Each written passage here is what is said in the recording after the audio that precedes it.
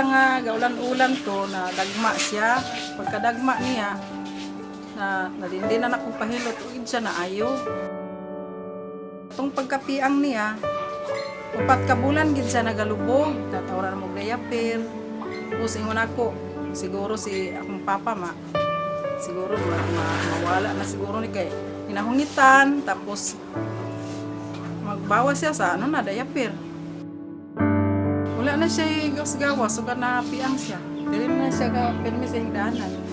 Tapos magkaon siya, gamit siya bangko. Magdaraw mo siya TV, siya. Unta daw, daw siya kaning wheelchair. Kay para hindi daw sa mabudlayan nga magtulak-tulak sa bangko. Sel Elmer, unta ang papa matuman niyang ambisyon nga wheelchair kay para makalakaw-lakaw pud sa gawas diri sa sulod.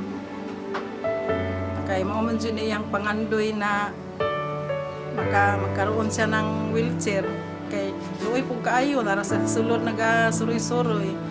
Unta sir, maluoy ka sa mga uban pud nga kabrigadahan.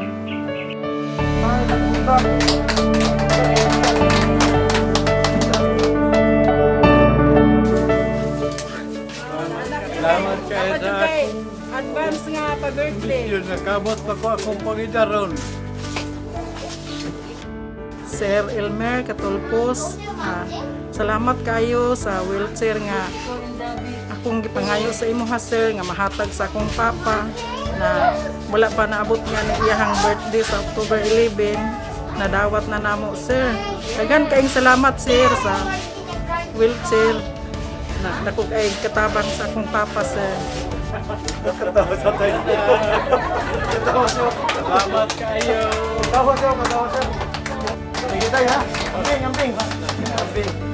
Ama ng brigada, Elmer Katulpos, ikaw sa amin ay biyaya.